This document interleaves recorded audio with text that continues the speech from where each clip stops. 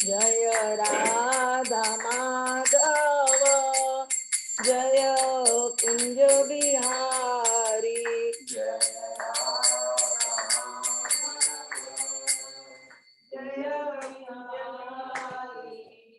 जय यशोदानंदन ब्रज जन रंजन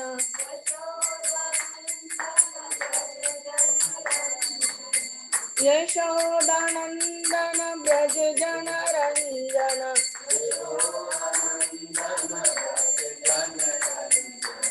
यमुना तीरावनचारी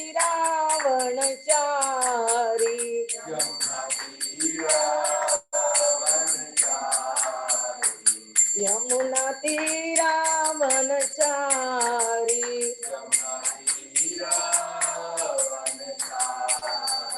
जय राधा माधव जय कुंज बिहारी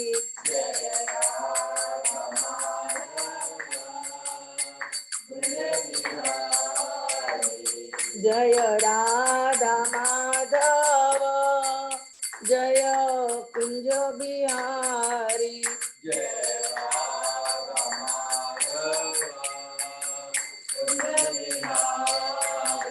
जय गोपी जन वल्लभ जय गिरिवरधारी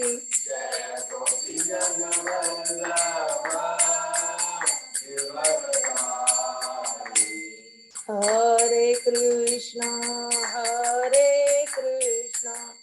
कृष्णा कृष्णा हरे हरे हरे राम राम राम हरे हरे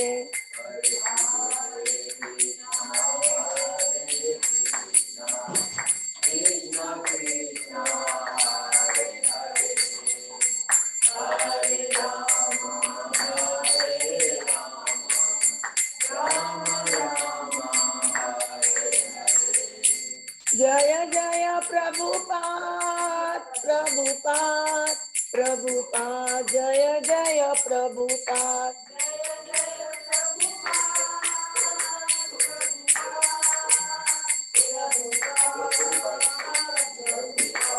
जय जय गुरुदेव गुरुदेव गुरुदेव जय जय गुरुदेव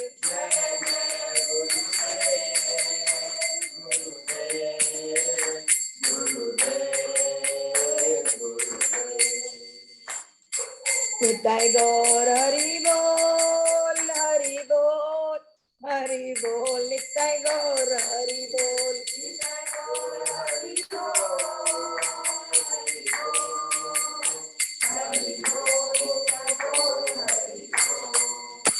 जय श्रीला प्रभुपाद की जय।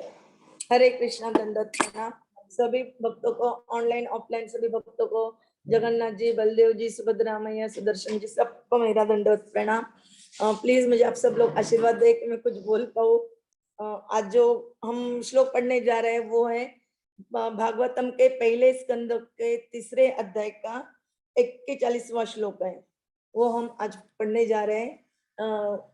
वो इस ओम नमो भगवते वासुदेवाय ओम नमो भगवते वासुदेवाय ओम नमो भगवते वासुदेवाय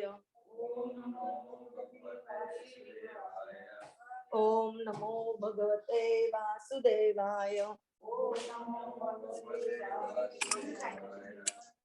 नारायणं नमस्कृत्यं नरं चैव नरोत्तमं देवीं सरस्वतीं व्यासं ततो जयमुदीरयेत् नष्टप्रायेषु अभद्रेषु नित्यं भागवत सेवया भगवती उत्तम श्लोके भक्तिर्भवती नैष्टिकी। हरे कृष्णा दंडवत प्रणाम। श्लोक इस तरह है, तद इदं ग्राहयाम आस सुतम आत्मवतां वरम सर्ववेद इतिहासानां सारं सारं समुद्धृतं तद इदं ग्राहयाम आस सूतम आत्मवतां वरम सर्ववेद इतिहासानां सारं सारं समुद्धृतं तद इदं ग्राहयाम आस सूतम आत्मवतां वरम सर्ववेद इतिहासानां सारं सारं समुद्धृतं सारं समुद्धृतं। कोई पढ़ना चाहेगा? तत्इदं ग्राहयामास मैं निकल देती हूँ। सूतम आत्मवतां वरम सूतम आत्मवतां वरम सर्ववेद इतिहासानां सारं सारं समुद्धृतं। ऑनलाइन कोई पढ़ना चाहेगा?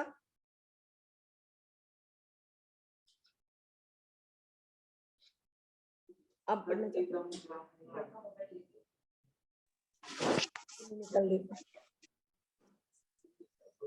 चलो जाने दो। तत् उस इदम यह ग्राहयाम आस स्वीकार कराया सुतम उनके पुत्र को आत्मवतम स्वरूप सिद्ध को परम अत्यंत आदरणीय सर्व समस्त वेद वैदिक साहित्य ज्ञान ग्रंथ इतिहासानाम समस्त इतिहासों का सारम सार निष्कर्ष सारम सार समुद्रतम निकाला हुआ श्रील प्रभुपाद द्वारा अनुपात तात्पर्य। श्री व्यासदेव ने समस्त वैदिक वाग्मय तथा जगत के इतिहासों का सार निकाल कर उसे अपने पुत्र को प्रदान किया जो स्वरूप सिद्धों में अत्यंत सम्माननीय है। तात्पर्य अल्पज्ञ लोग संसार के इतिहास को बुद्ध के समय से अर्थात 600 ईस्वी पूर्व से मानते हैं और इस काल के पूर्व शास्त्रों में उल्लिखित सारे इतिहासों को वे मात्र काल्पनिक कथाएं मानते हैं। यह तथ्य नहीं है। पुराणों में तथा महाभारत आदि में वर्णित सारी कथाएं वास्तविक इतिहास है जो न केवल इस लोक में अपितु इस ब्रह्मांड के लाखों अन्य लोगों से संबंधित है। ऐसे लोगों को कभी कभी इस जगत से परे अन्य लोगों का इतिहास अविश्वसनीय जान पड़ता है, लेकिन शायद उन्हें यह ज्ञात नहीं है कि विभिन्न लोग सभी प्रकार के से एक समान नहीं है। अतः अन्य लोगों के कुछ ऐतिहासिक तथ्य इस लोक के तथ्यों से मेल नहीं खाते। विभिन्न लोगों की विभिन्न स्थिति तथा काल एवं परिस्थितियों पर विचार करने पर पुराणों की कहानियों में न तो कोई विचित्रता दिखेगी न ही वे काल्पनिक लगेगी। हमें यह कहावत सदैव स्मरण रखनी चाहिए कि किसी एक का भोजन किसी दूसरे का काल कवल बन सकता है। अतः हमें चाहिए कि पुराणों की कहानियों तथा इतिहासों को काल्पनिक कहकर उनका तिरस्कार न करें। व्यास जैसे महर्षियों को अपने साहित्य में काल्पनिक कथाएं रखने से क्या मिलने वाला था।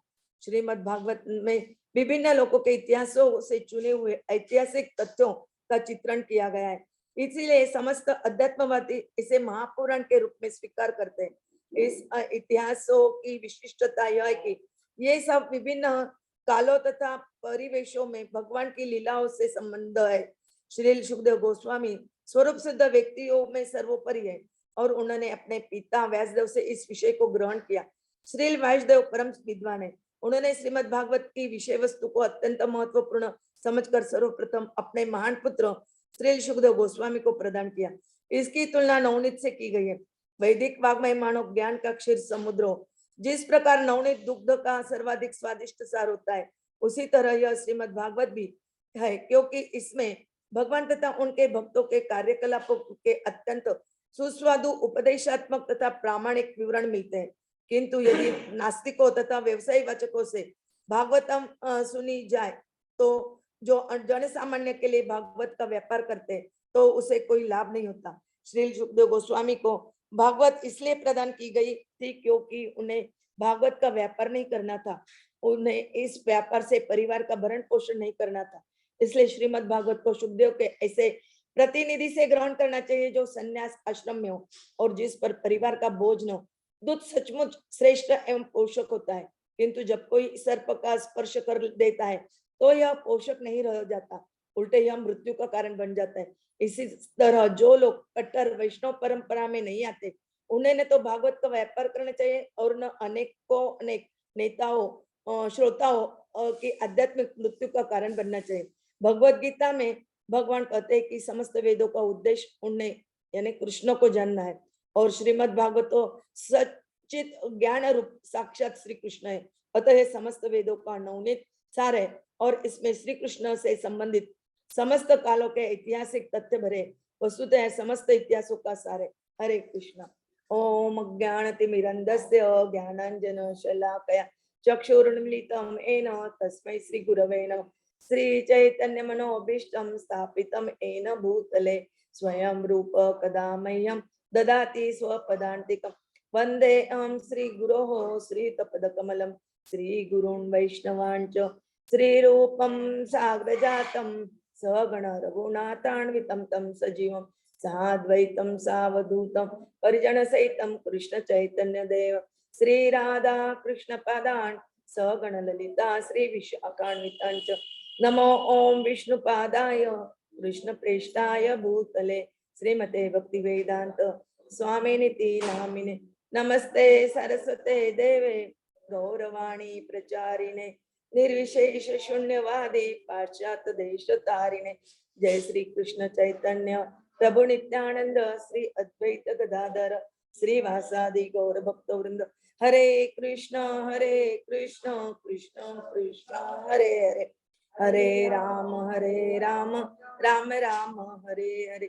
हरे कृष्ण कृष्ण कृष्ण हरे हरे हरे राम राम राम हरे हरे। हरे कृष्ण कृष्ण कृष्ण हरे हरे हरे राम राम राम हरे हरे। जगन्नाथ जी जगन्नाथ जी बलदेव जी सुभद्रा मैया सुदर्शन जी की जय। ओम जय ओम विष्णुपाद परमहंस परिव्राजकाचार्य अष्टोत्तर शत श्री श्रीमद ऐसी भक्ति वेदांत श्रीला प्रभुपाद की जय। जय ओम विष्णुपाद परमहंस श्री परिव्राजकाचार्य अष्टोत्तर शत श्री श्रीमद भक्ति सिद्धांत सरस्वती गोस्वामी ठाकुर जी की जय। अनंत कोटि वैष्णव वृंद की जय। नामाचार्य श्री हरिदास ठाकुर की जय। दामोदर भगवान की जय। जगन्नाथ जी बलदेव जी सुभद्रा मैया सुदर्शन जी की जय। हरे कृष्ण दंडोत प्रणाम।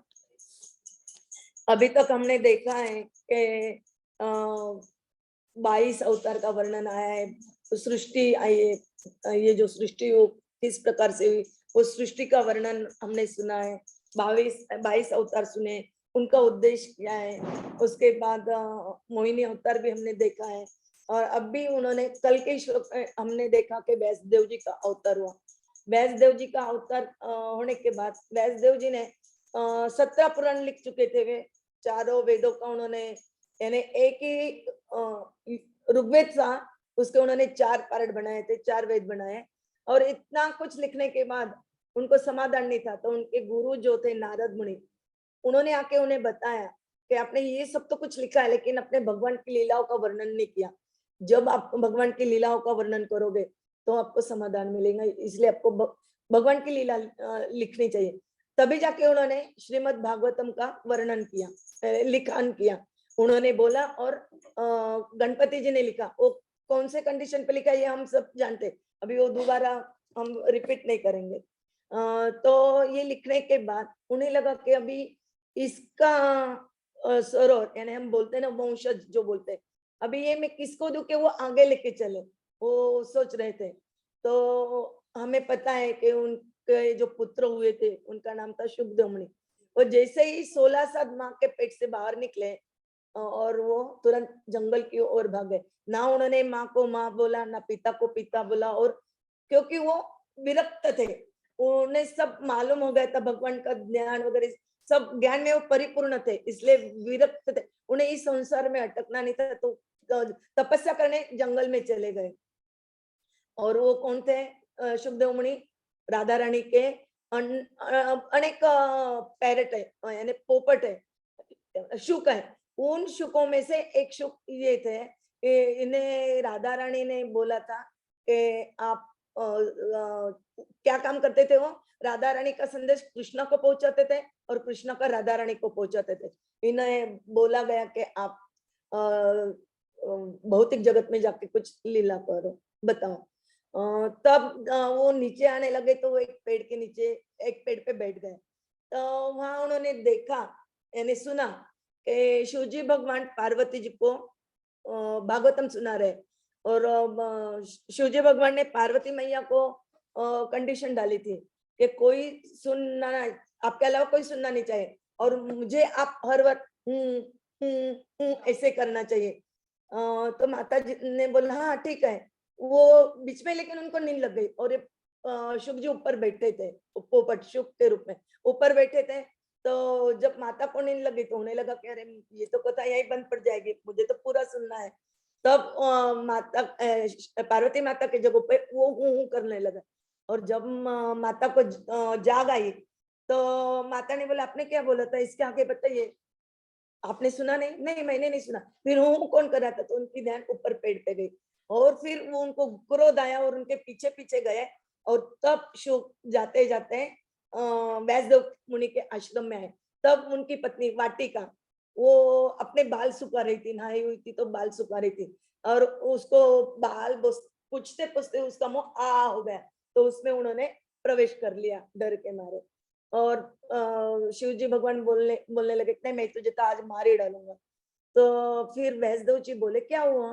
तब सब बताया उन्होंने। तो वैष्णदेव जी ने बोला यदि भागवतम ये अमृत है, अमर ग्रंथ है, अमल पुराण है और अमृत का प्राण किया है उन्होंने, तो वो कैसे मर सकता है? वो तो अमर हो गया है, आप उसको मार नहीं सकते। तो फिर शिव जी भगवान तो चले गए। फिर बहुत दिन हुए लेकिन वो बाहर नहीं आए। तो फिर वैष्णव जी ने उनने प्रार्थना की कि तेरी मम्मी को तकलीफ हो रही, बाहर निकल के। नहीं मानने, जैसे ही मैं बाहर आऊंगा तो मुझे बाहर की दुनिया ग्रस लेगी, इसलिए वो आना नहीं चाहते थे।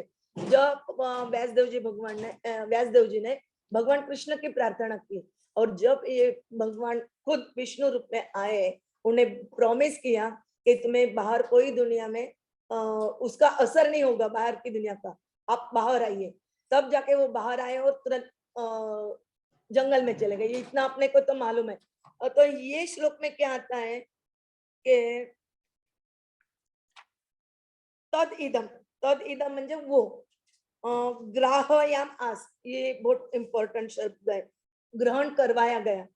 ग्रहण करवाया यानी उसके मुंह में ठोसते नहीं हम। अभी किसी को अभी प्रसाद दिया तो हम बोलते हैं ना ग्रहण करो। ग्रहण करो यानी हम उनके मुंह में नहीं ठूसते हैं, तो उनके हम हाथ में देते हैं, तो उससे हम बोलते हैं ग्रहण करना। तो इधर ग्राहयाम आस, ये स्वीकार करा है किसको? तो सूतम आत्मवतम वरम, वरम यानी सर्वश्रेष्ठ और आत्मवतम, आत्मवतम यानी स्वरूप सिद्ध यानी आत्म साक्षात्कारी लोगों में जो सर्वश्रेष्ठ है, ऐसे जो व्यास देव के पुत्र सूतम यानी पुत्र सुखदेव जी गोस्वामी, सुखदेव जी गोस्वामी, इनको उन्होंने ये भागवतम का आस्वादन करा है।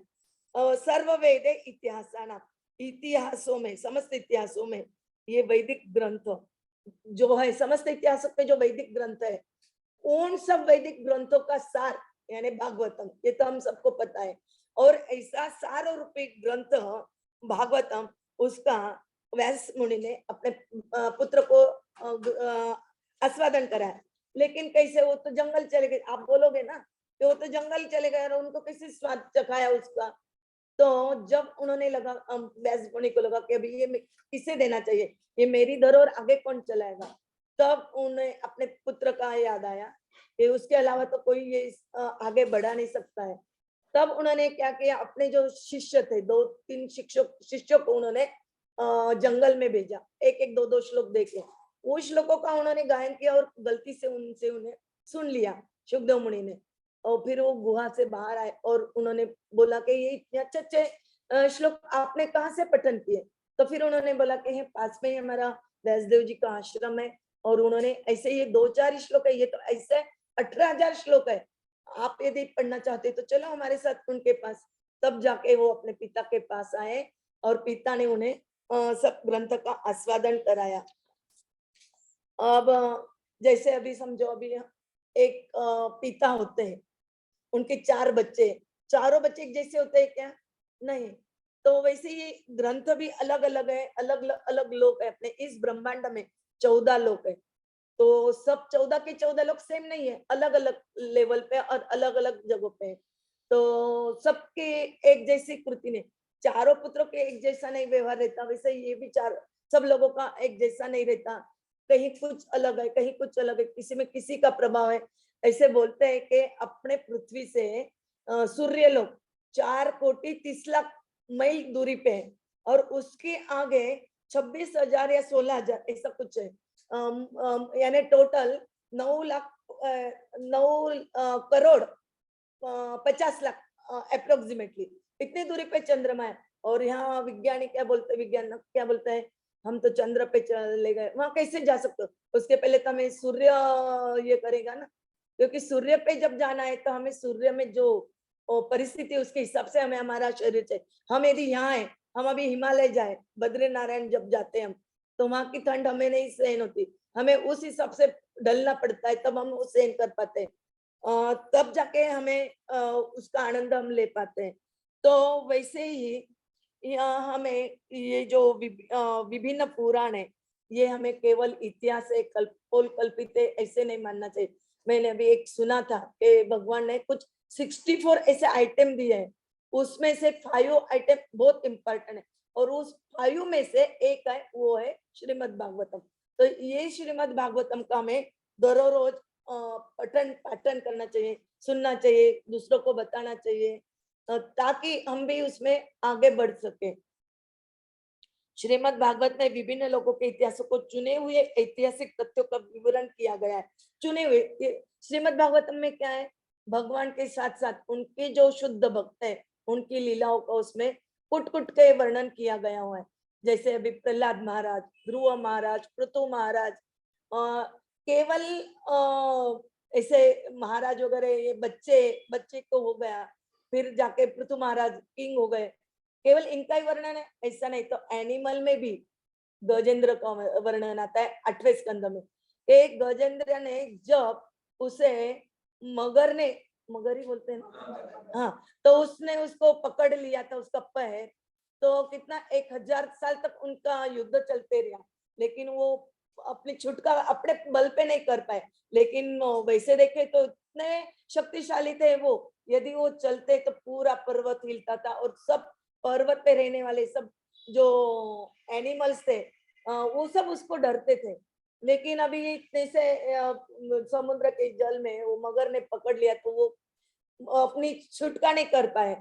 तो उस वक्त फिर उनके ध्यान में आया पहले जन्म का भगवान का उन्होंने किया हुआ साधन, किया हुआ उन्होंने सेवा, प्रार्थना, जो कुछ भक्ति की थी वो उन्हें याद आई, और वो भक्ति के बल पर उन्होंने भगवान को पुकारा। तो तब वहां पे हरि के रूप में भगवान प्रकट हुए, और उन्होंने फिर वहीं तालाब में का जो कमल का पुष्प था वो लेके उन्हें ऑफर किया। बहुत अच्छे से ये 8वें स्कंद में बहुत अच्छे से समझाया उनकी प्रार्थना है। और कहते इसे कि सुबह के वक्त गजेंद्र मोक्ष ने, मैंने गजेंद्र ने जो प्रार्थना की उसको गजेंद्र मोक्ष कहते हैं। वो प्रार्थना यदि हम सुनते हैं तो हम सब संकटों से मुक्त होते हैं, हमें कोई संकट छू नहीं पाता है। यानी संकट आते ही रहते हैं, क्योंकि हम इस दुखालय में संकट आने वाले, आएंगे जाएंगे, जैसे सूर्य उगता है शाम होती है, रात होती है, रात के बाद दिन आता है, ऐसे ही चक्र चलते रहता है। वैसे संकटों का भी कभी सुख कभी दुख, कभी धूप कभी छांव, ऐसे चलता ही रहता है। तो उससे हम इतना है कि हम उससे अटैच नहीं होंगे, और उसका हम ज्यादा चिंतन नहीं करेंगे, और उसको ही लेके रोते नहीं बैठेंगे। हमें शक्ति प्राप्त होगी कि नहीं, इसको यदि मैं सहन करता हूँ, करती हूँ, तो मैं आगे बढ़ पाऊंगी, और भगवान को मैं खुश कर पाऊंगी, और खुश कर पाऊंगी मैं भगवान को, तो मैं भगवत धाम जाने के लिए योग्य बन जाऊंगी।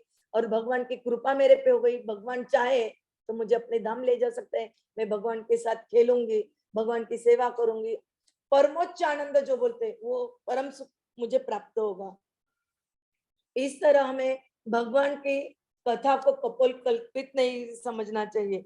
इसलिए उन्होंने एक उदाहरण भी दिया है कि दूध जो है वो स्वादिष्ट रहता है अपने शरीर के लिए, लेकिन दूध स्वादिष्ट भी है, और लेकिन यदि उसे सर्प ने छू लिया तो वो दूध हमारे लिए स्वादिष्ट नहीं, वो हमारे मृत्यु का कारण बन जाता है। वैसे हम जो भगवत यहाँ पे दिया हुआ है उन्होंने, कि जो भगवत कथाकार है, जो पैसे लेके कथा कहते हैं, क्योंकि उनका भरण पोषण, अपने परिवार का भरण पोषण करना ये उनका कर्तव्य रहता है। तो परिवार के भरण पोषण करने के लिए वो भगवत कथा करते हैं। तो ऐसे लोगों से हमें यानी उन्हें खुद नहीं समझ में आता कि भगवान क्या है क्या नहीं। वो तो केवल अपने को पैसे मिलने चाहिए, हमारा घर अच्छा चलना चाहिए, इसलिए कथा कहते हैं। लेकिन वो पूरी तरह हमें बता नहीं पाते भगवान के बारे में। देखो अभी इतने कथाकार कितने कथा करते हैं, अभी तो थोड़ा कम हो गया शायद, लेकिन पहले बहुत कथा होती थी।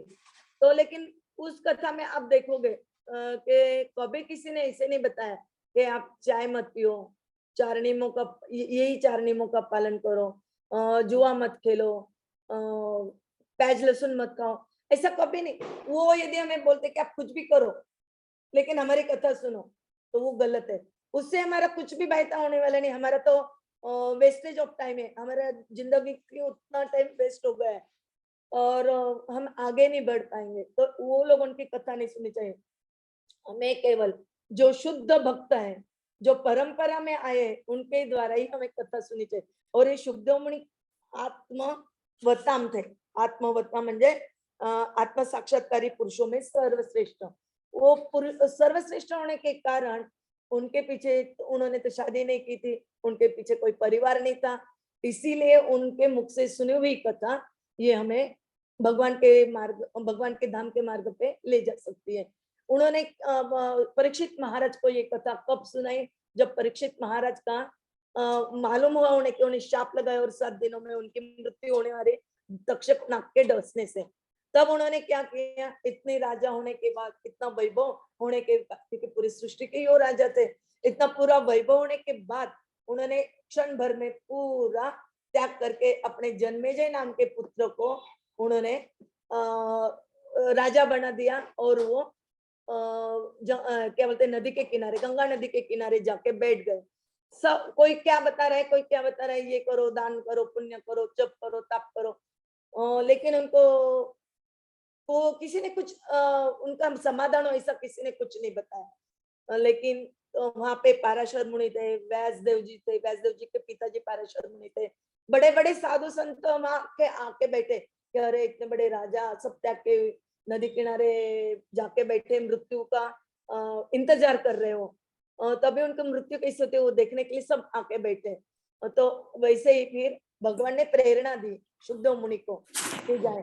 अभी वैसे देखे तो उनसे उनके पिता बड़े, उनके दादाजी थे, इतने होने के बावजूद सब लोगों ने मिलके सुखदेव मुनि को उन्होंने व्यास शासन पे बिठाया, उनकी पूजा की, और तब उन्होंने अपने श्रीमद् भागवतम की कथा क्या बोलते परीक्षित महाराज को सुनाई।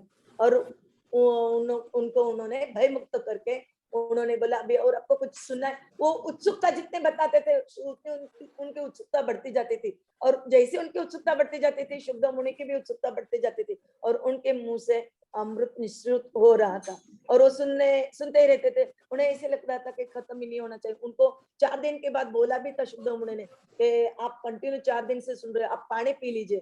तब उन्होंने बोला नहीं नहीं, पानी पीने के कारण ही तो मुझे ये शाप मिला है, अभी मुझे कुछ नहीं चाहिए, मुझे बस कृष्ण का ऐसा बताओ कि मैं वो रसपान करके मैं तृप्त हो गया। वो जैसे जैसे सुन रहे थे कृष्ण के लिए, वैसे वैसे वो तृप्त होते जाते। जैसे जैसे वो सुन रहे थे वैसे वैसे उनकी तृप्ति हो जाती। अब ऐसा, और यहाँ पे उन्होंने उनको देने के पीछे और एक कारण था, क्योंकि उनके पुत्र तो थे ही, हर एक पिता को लगता है कि अपन अपने पुत्र को अच्छा दे, हर कोई चाहता है ना। अभी मैं भी चाहती हूँ, आप भी चाहते हो कि नहीं, हमें हमें जो कुछ नहीं मिला वो हमारे बच्चों को मिले, और बच्चे ज्यादा हमारे से आगे बढ़े, हर एक माता पिता की इच्छा रहती है।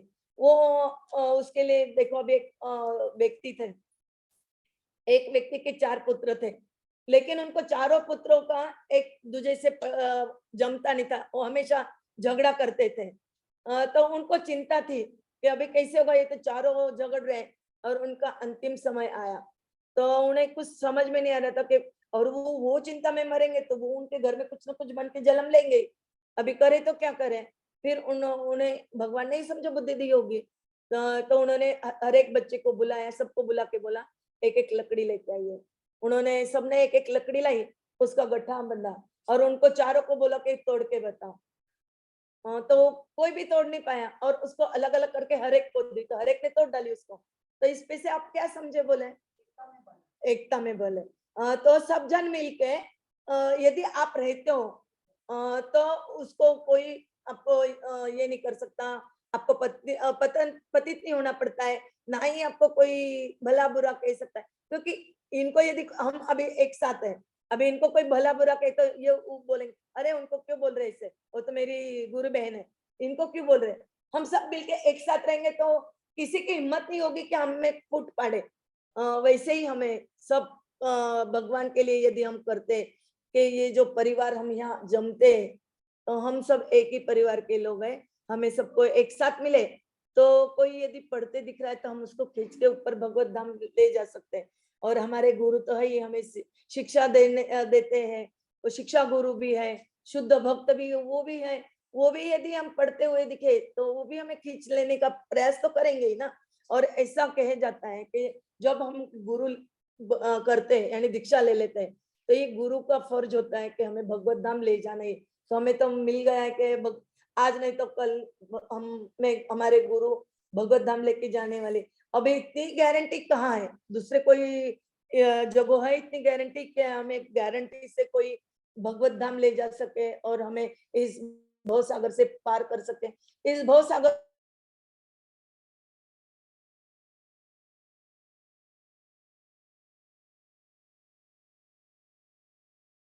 को पार करना है तो ये मानव रूपी देह मिला है, जब करके भगवत धाम जाने के लिए सबको प्रेरित करना है। और उसके लिए हम आज से अभी से सबको एक साथ लेके चलने के लिए हम प्रेरित करेंगे और बोलेंगे हरे कृष्णा कृष्णा कृष्णा हरे हरे, हरे राम राम राम हरे हरे। हरे कृष्णा। दंडवत प्रणाम। ग्रंथराज भागवतम की जय, श्रीला प्रभुपाद की जय। वाञ्छा कल्पतरुभ्यश्च कृपा सिन्धुभ्य एव च पतितानां पावनेभ्यो वैष्णवेभ्यो नमो नमः।